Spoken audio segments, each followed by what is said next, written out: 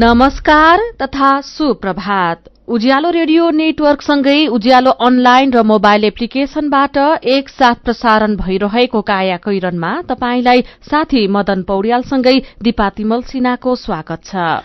आज 2079 साल माघ 17 गते मंगलबार, माघ शुक्ल पक्षको दशमी तिथि, सन् 2023 जनवरी 31 तारिक।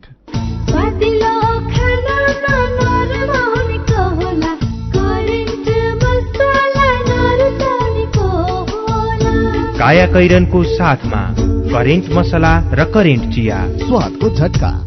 काया कैरन शुरू गरौं मुख्य खबरका शीर्षकहरूबाट। राष्ट्रपति र उपराष्ट्रपति सम्बन्धी ऐनको व्यवस्था विपरीत हुने गरी चुनावको मिति घोषणा। फागुन 25 गते राष्ट्रपति र चैत 3 गते उपराष्ट्रपतिको चुनाव। आफूलाई अनुकूल हुने व्यक्तिलाई राष्ट्रपति बनाउने प्रधानमन्त्री प्रचण्डको तयारी। ठूला अस्पतालहरूमा आईसीयू अभाव, गम्भीर बिरामीले समेत बेड पाउँदैनन्, उपचार पाउन मुस्किल हुँदा ज्यान जोखिममा। सिन्धुपाल्चोकको हेलम्बुमा बाढ़ीका कारण विस्थापित भएकाका लागि 150 अस्थायी टहरा निर्माण, तर स्थायी पुनर्स्थापना कसरी गर्ने र कसले गर्ने भन्ने बारे गाउँपालिका नै अन्योलमा। राज्यको ध्यान के हुन्छ, नेपालमा के भन्ने आच्चामा लाग्ने हुन्छ, कस्तो खालको दिमाग हुन्छ यो के भने ब्लेनमा 5 लाख रुपियाँ, त्यसले त यहाँ घर बनाउनै सक्दैन। म त बारम्बार भन्छु कम्तीमा 20 लाख रुपियाँ एकचोटि दिइदिनुहोस्। पाकिस्तानको पेशावरमा भएको बम विस्फोटमा ज्यान गुमाउनेको संख्या 59 पुग्यो। प्रधानमन्त्री शरीफद्वारा घटनाको निन्दा। राजधानी इस्लामाबादमा पनि सुरक्षा सतर्कता उच्च। र एभर्टनको मुख्य प्रशिक्षकमा सेन डाइचे नियुक्त।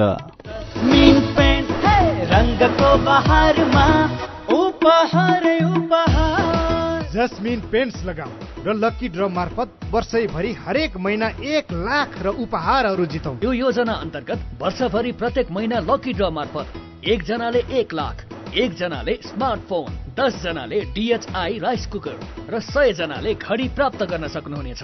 नेपाली मनको नेपाली रङ, जस्मिन पेन्ट्स।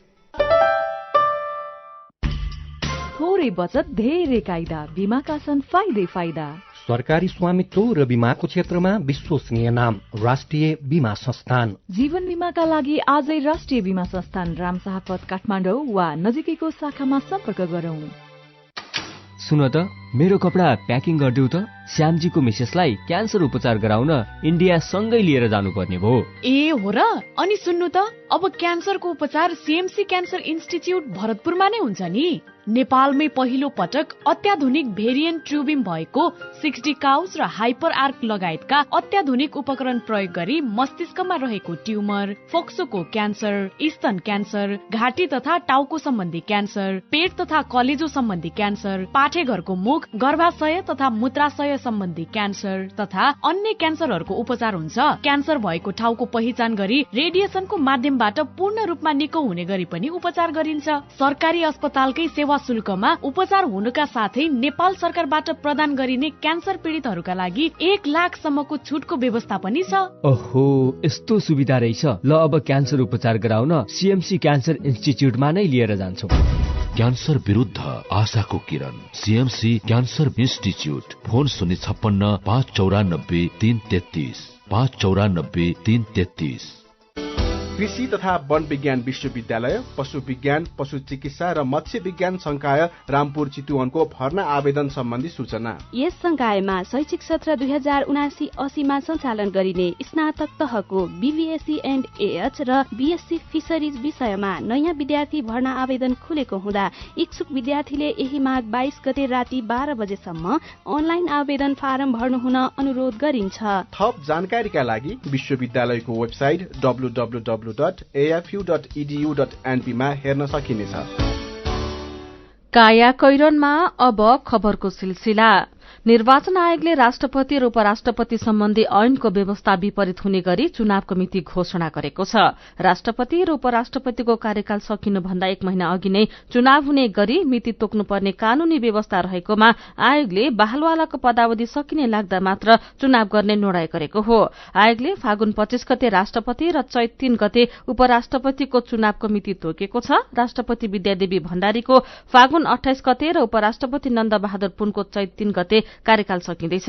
राष्ट्रपति तथा उपराष्ट्रपति निर्वाचन सम्बन्धी ऐन 2074 को दफा 4 मा राष्ट्रपतिको र उपदफा 5 मा उपराष्ट्रपतिको निर्वाचन बहालको पदावधि सकिनुभन्दा कम्तीमा 1 महिना अघि हुनुपर्ने व्यवस्था छ। आयोगको बैठकमा आयुक्त ईश्वरी पौड्यालले कार्यकाल सकिनु 1 महिना अघि चुनाव गर्नुपर्ने कानूनी व्यवस्था मिच्न नहुने तर्क गर्नुभएको थियो। तर प्रमुख आयुक्त दिनेश थपलिया, आयुक्तहरू रामप्रसाद भण्डारी, सगुन शमशेर जवरा र जानकी तुलाधरले कार्यकाल सकिनु केही दिन अघिका लागि मिति तोक्ने निर्णय बहुमतबाट गर्नुभएको हो। निर्वाचन आयोगका प्रवक्ता शालिग्राम पौडेलले संविधानको मर्म अनुसार चुनावको मिति तोकिएको बताउनु भएको छ। संविधान र ऐनमा केही दुविधा देखियो। संविधानमा राष्ट्रपति र उपराष्ट्रपतिको कार्यकाल 5 वर्षको हुने भनिए पनि ऐनमा कार्यकाल सकिनुभन्दा 1 महिना अघि चुनाव गर्नुपर्ने उल्लेख छ। आयोगले संविधानको मर्म अनुसार मिति तोकेको हो उहाँले भन्नुभएको छ। आयोगले संविधान अनुसार कानून संशोधन गर्नुपर्ने विषय भने उठाएको छैन।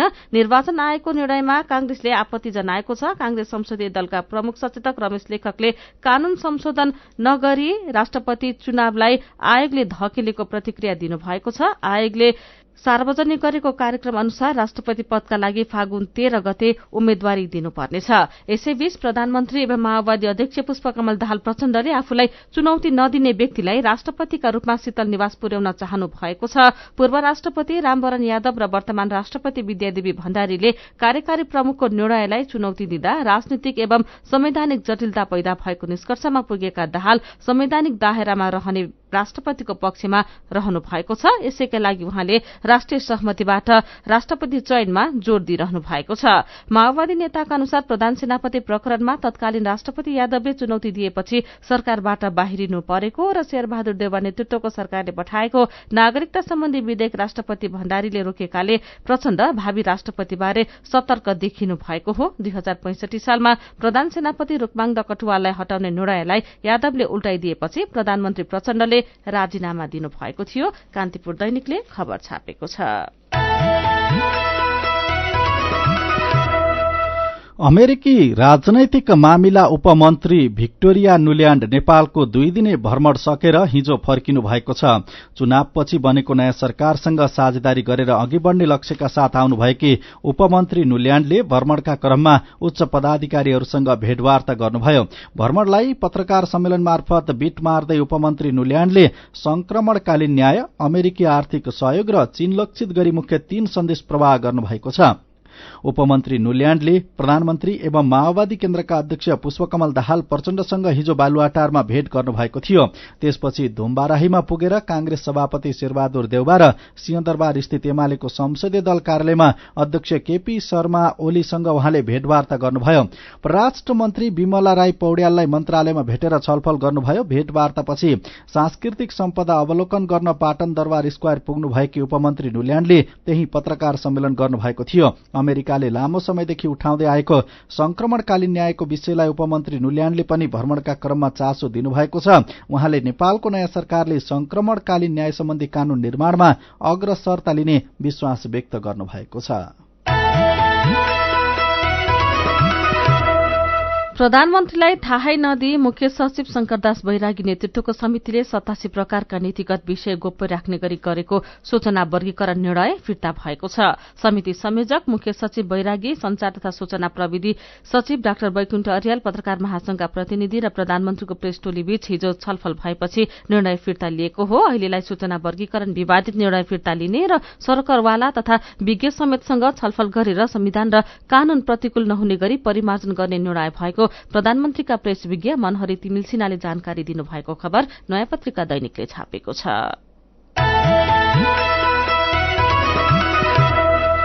देशकै जेठो अस्पताल वीरमा दैनिक 2000 देखि 2500 बिरामी आउँछन्। तीमध्ये आईसीयू उपकरण अभाव, अपरेशन गर्न पालो कुर्नुपर्ने लगायतका कारणले दैनिक 20 देखि 25 जना बिरामी फर्किने अस्पतालको भनाइ छ। अहिले अस्पतालमा 960 बेड संख्या रहेकोमा 690 मात्र सञ्चालनमा छन्। आईसीयू बेड 60 वटा छन्। सूचना अधिकारी सागर मिश्रले बिरामीको चाप अनुसार थप 100 आईसीयू बेड आवश्यक रहेको बताउनुभयो। डाक्टर सहित 2061 कर्मचारी आवश्यक रहे पनि 1650 जनाले अस्पताल धानिरहेको सूचना अधिकारी मिश्र बताउनुहुन्छ। स्थिर विशेषण अस्पतालमा 56 बेडको आईसीयू प्राय भरिएका हुन्छन्। गम्भीर खालका बिरामीले पनि हत्तपत्त आईसीयूमा पाउँदैनन्। एकातिर बेड नपाएर बिरामी छटपटिरहेका हुन्छन् भने अर्कातिर अस्पतालले आईसीयू बेड 112 पुर्याउने भने पनि सकिरहेको छैन। अस्पताल आएका 15 देखि 20 जना बिरामी दैनिक निजीमा जाने गरेका छन्। अस्पतालमा 962 बेड सञ्चालनमा छन्। सूचना अधिकारी रामविक्रम अधिकारी बजेट, जनशक्ति र उपकरण अभावका कारण बिरामीको चाप अनुसार आईसीयू र अपरेसन गर्न नसकिएको बाध्यता सुनाउनुहुन्छ। त्यसैगरी काठमाडौँकै कान्तिबाल अस्पतालमा आईसीयू बेड क्षमता 52 रहे पनि 43 मात्र सञ्चालनमा छन्। अस्पतालमा विशेषज्ञ डाक्टर लगायत पद रिक्त छन्। रोग परीक्षण गर्न अत्यावश्यक एमआरआई लगायत उपकरण छैनन्। आईसीयू बेड अभावकै कारण अस्पतालले भर्ना नलिँदा बिरामी थप मर्कामा परेका छन्। पाटन अस्पतालमा 59 बेड आईसीयू मध्ये मेडिकल 21 र बालबालिकाका लागि 6 वटा बेड छन्। मेडिकल आईसीयू 35 र बालबालिकाको 10 पुर्याउन सकेमा आईसीयूको अभाव नहुने डाक्टरहरू बताउँछन्। आईसीयू बेड अभावकै कारण आईसीयू चाहिने बिरामीलाई हाई डिपेन्डेन्स युनिट एचडीयूमा राखेर उपचार गराउने गरिएको छ। परोपकार प्रसूति तथा स्त्रीरोग अस्पतालमा 10 वटा मात्रै आईसीयू बेड सञ्चालनमा छन्। यस्तै सिभिल, शहीद धर्मभक्त राष्ट्रिय प्रत्यारोपण केन्द्र, शहीद गंगालाल राष्ट्रिय हृदय केन्द्र लगायत अस्पतालमा पनि अभाव कायमै छ। स्वास्थ्य तथा जनसंख्या मन्त्रालयका प्रवक्ता डाक्टर सञ्जय कुमार ठाकुर भने बजेट अभावमा मात्र अस्पतालको मुख्य समस्या नरहेको बताउनुहुन्छ। स्वास्थ्यविद प्राध्यापक डाक्टर ढुण्डीराज पौडेलका अनुसार सरकारी अस्पतालमा कार्यरत धेरैजसो डाक्टरको निजीमा लगानी छ। आफ्नो लगानी डुबाउन कोही चाहँदैन। उहाँले भन्नुभयो यसले पनि समस्या निम्तिएको हो। सामान्यतया उच्च रक्तचाप, शरीरको तापक्रम कम, बेहोस भएका, रगतको कमी, हृदयघात, निमोनिया, मृगौला कलेजोका बिरामी, दिमागमा रगत जमेका जस्ता बिरामीलाई अनिवार्य आईसीयू चाहिन्छ। जनस्वास्थ्यविद डाक्टर बाबुराम मरासिनीका अनुसार 10,000 जना बराबर एउटा आईसीयू बेड चाहिन्छ। आईसीयू अभावका कारण गम्भीर खालका बिरामीको अकालमै ज्यान जाने गरेको छ। ठूला अस्पतालमा आईसीयू अभाव शीर्षकको यो खबर कान्तिपुर दैनिकले छापेको छ। काया कैरनमा रिपोर्टसँगै खबरहरू बाँकी नै छन्, सुन्दै गर्नुहोला। चामल र मैदाको तुलनामा कोदो, फापर, चिनो, कागुनो, लट्टे आदिमा शरीरको लागि आवश्यक पोषक तत्वहरू प्राय बढी पाइने हुनाले यिनको नियमित सेवन गरेमा मुटु रोग, मधुमेह, उच्च रक्तचाप लगायतका रोग लाग्ने जोखिम कम हुनका साथै बालबालिकामा हुने कुपोषण र महिलामा हुने रक्त अल्पता समेत घटाउन सकिन्छ। तसर्थ खाने बानीमा परिवर्तन गरौं। दैनिक भोजनमा यस्ता बालिका परिकारहरूलाई समावेश गरी निरोगी बनाऊ। बाली विकास तथा कृषि जैविक विविधता संरक्षण केन्द्र, श्रीमहल, ललितपुर।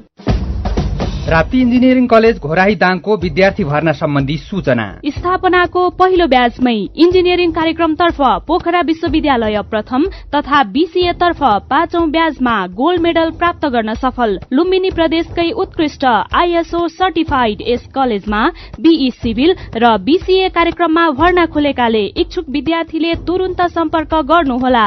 सम्पर्क Rapti engineering college Ghorahi Dang. Phone 082 562 601 98 578 35 990 98 578 31 684। 3 वर्षे diploma in computer engineering, pre diploma in civil, survey अमिन र इलेक्ट्रिकल इन्जिनियरिङमा केही सिट खाली रहेकाले अध्ययन गर्न इच्छुक विद्यार्थीले छिटो सम्पर्क गर्नुहोला।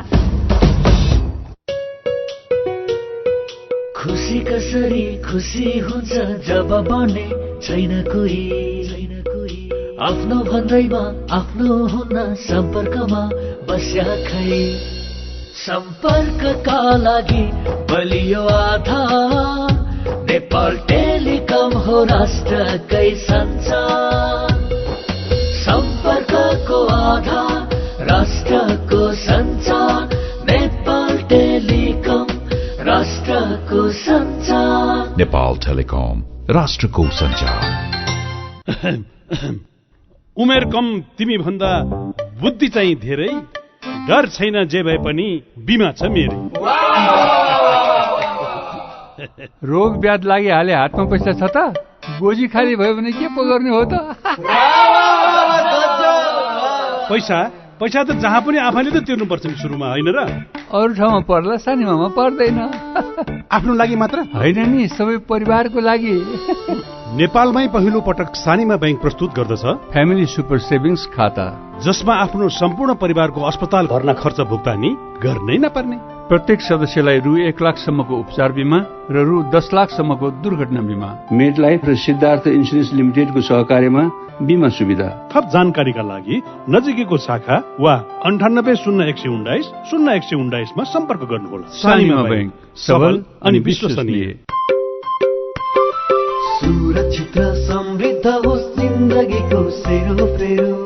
भोलिको लागि सोच्नु पर्ने कर्तव्य हो तिम्रो मेरो।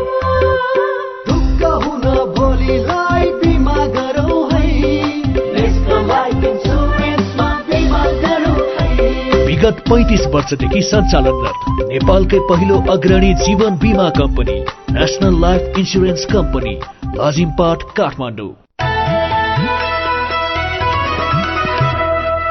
उज्यालो रेडियो नेटवर्कसँगै उज्यालो अनलाइन र मोबाइल एप्लिकेशनमा प्रसारण भइरहेको काया कैरनमा तपाईंलाई फेरि स्वागत छ। यतिन्जेल हामीले राष्ट्रपति र उपराष्ट्रपति सम्बन्धी ऐनको व्यवस्था विपरीत हुने गरी चुनावको मिति घोषणा, आफूलाई अनुकूल हुने व्यक्तिलाई राष्ट्रपति बनाउने प्रधानमन्त्री प्रचण्डको तयारी, अमेरिकी उपमन्त्री नुल्यान्डद्वारा उच्च स्तरीय भेटवार्ता, ठूला अस्पतालहरूमा आईसीयू अभाव लगायतका खबर प्रस्तुत गर्यौं। अब बाँकी प्रसंग।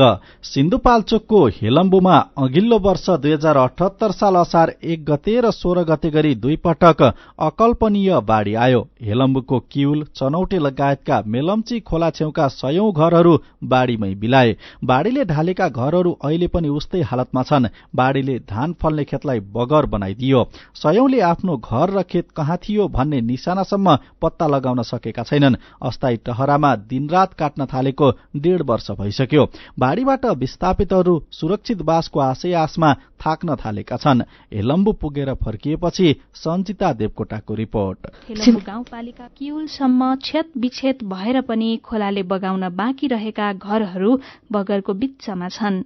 वरिपरि बडै मानका ढुङ्गा छन्। घरको आँगनबाटै बगिरहेको छ मेलम्ची खोला। कोही लगेको मेरो त केही छैन। मेरो छोरै बाढीमा परेको हो।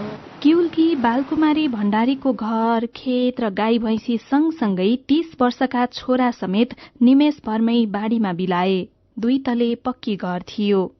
घरभन्दा तल खोलाभन्दा माथि 4 रोपनी धान फल्ने खेत थियो। खेतभन्दा मास्तिर छोराका साथीले माछा पालन गर्थे। साथीलाई काममा सघाउन गएका बालकुमारीका छोरालाई 2078 असार 1 गते गएको बाढीले बगायो। बाँकी रहेको घर, कुट्ने पिस्ने मिल र गाईबस्तु पनि असार 16 गते फेरि आएको बाढीमा क्षणभरमै बिलाए। अहिले घर र खेत कहाँनेर हो भनेर छुट्याउन सकिँदैन। आफ्नो सुन्दर संसार एकाएक बगर भएको दिनदेखि बालकुमारीको आङमा घाम लागेको छैन।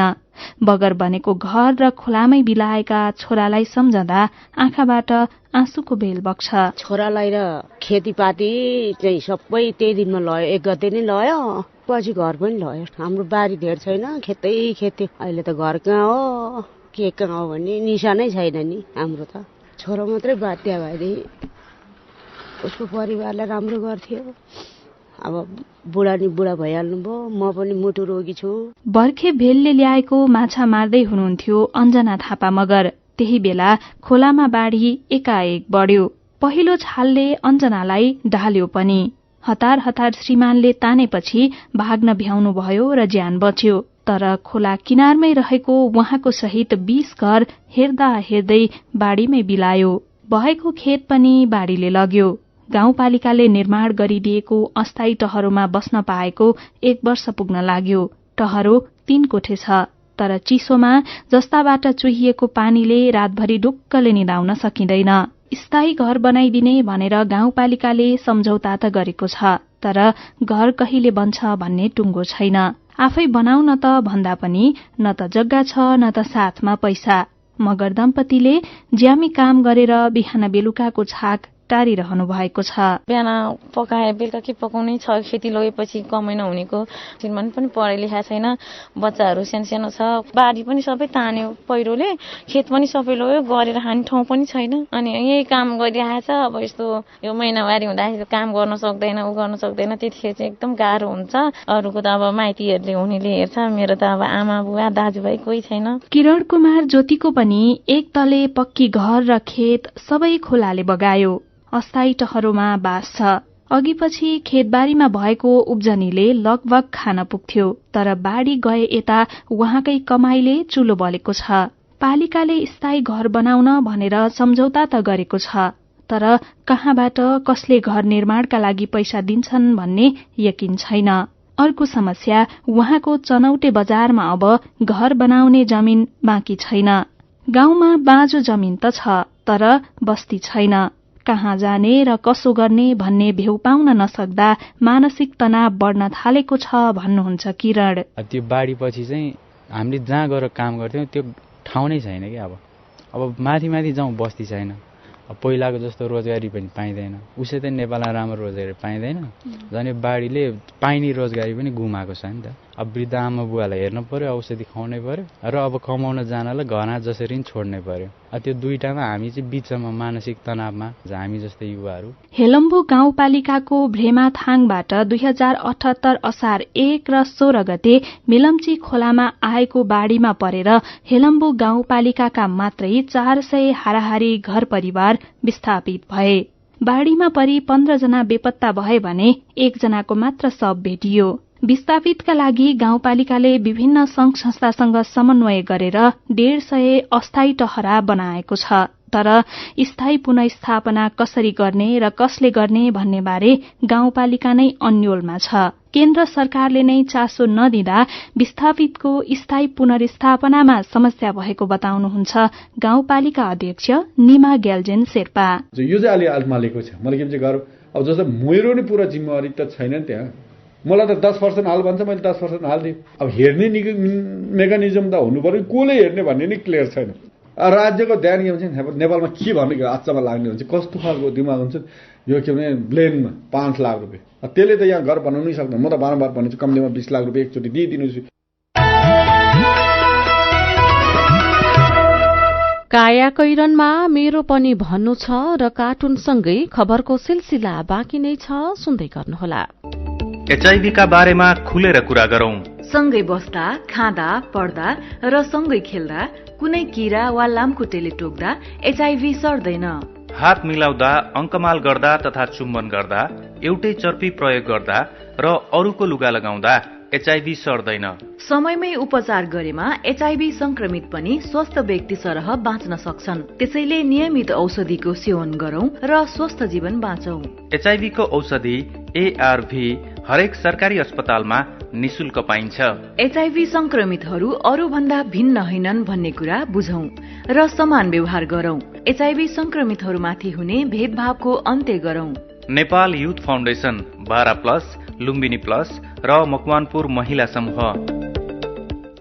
मिठो मिठो खानाले ककमान नाचोला, स्वादिलो खानामा नरमाउनेको होला, करेन्ट मसलामा भरेको, करेन्ट मसला नरुचाउनेको होला। Hygienic, tasty and fresh Trimurti industries private limited Rupandehi बुटवलद्वारा उत्पादित करेन्ट चिकन मसला, सब्जी मसला, चाउमिन मसला, मोमो मसला, चाट मसला, गरम मसला र अन्य विभिन्न मसलाहरू। करेन्ट मसला, स्वादको झट्का। विदेशबाट आइएमई गरेको पैसा सिधै तपाईको मोबाइलमा लिन मिल्छ। अहिलेको अवस्थामा बाहिर गएर पैसा निकाल्न त्यति सजिलो छैन। त्यसैले आफ्नो मोबाइल निकाल्नुहोस्, आइएमई पे डाउनलोड गर्नुहोस् अनि घर बसी बसी आफ्नो रकम प्राप्त गर्नुहोस्। विदेशबाट आइएमई गरेको रकम प्राप्त गर्न आफ्नो मोबाइल फोनमा आइएमई पे डाउनलोड गर्नुहोस्। अब आइएमई गरौँ, आइएमई पे मा प्राप्त गरौँ सजिलै। उज्यालो रेडियो नेटवर्क मार्फत देशभरिका विभिन्न एफएम स्टेशन तथा उज्यालो अनलाइन र मोबाइल एप्लिकेशनमा प्रसारण भइरहेको काया कैरनमा तपाईंलाई फेरि स्वागत छ।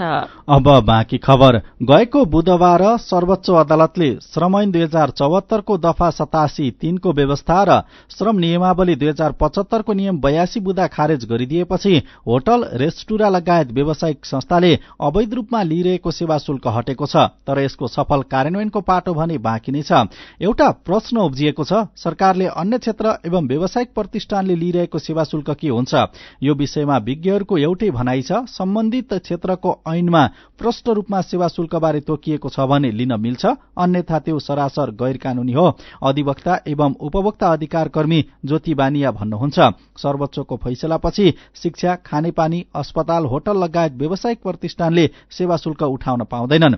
दूरसञ्चार सेवा प्रदायक कम्पनीले पनि सेवा शुल्क बापत 10% रकम वसुल्दै आएका छन्। यी कम्पनीले दूरसञ्चार सेवा शुल्क लगाउँदै आएका हुन्। विद्युत महसुलमा पनि इनर्जी शुल्क लाग्दै आएको छ। यी कम्पनीले आर्थिक ऐनको व्यवस्था अनुसार शुल्क उठाउने गरेका छन्। सेवाग्राहीबाट यस्तो शुल्क घटाउन माग भइरहँदा सञ्चार सेवा प्रदायक कम्पनीले भने चर्को शुल्क वसुलिरहेका छन्। उपभोक्ता अधिकार कर्मी अदालतले फैसला गरेपछि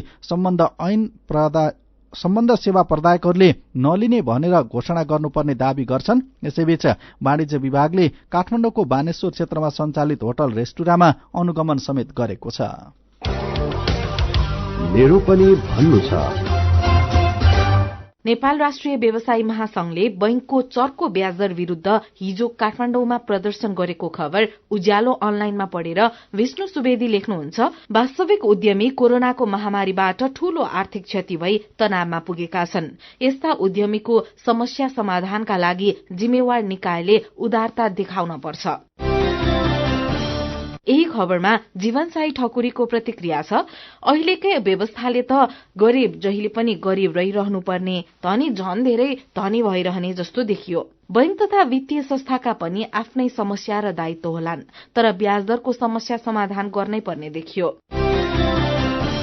सेवाग्राहीलाई दुःख दिएको भन्दै वीरगंजको मालपोत कार्यालयबाट 8 जना बिचौलिया पक्राउ परेको खबरमा केशव शर्मा लेख्नुहुन्छ, धेरै निराशाका बीचमा कहिलेकाहीँ आशाका खबर पनि आउँछन्। पक्राउ गरेर त्यसै छाड्न हुँदैन, कानून अनुसार कारवाही पनि हुनै पर्छ। अनि चन्द्रागिरी नगरपालिका 13 गंकालीमा निर्माण भएको भ्यू टावरको तस्विर उज्यालो अनलाइनमा हेरेर नवराज पुरीले लेख्नु भएको छ, नागरिकलाई गरिबी, अशिक्षा, बेरोजगारी र विदेशतिर धकेल्ने अनि डाँडा काँडाले घेरिएको देशमा भ्यू टावर बनाउने तीतो यथार्थ। विचारका लागि तपाईंलाई धन्यवाद।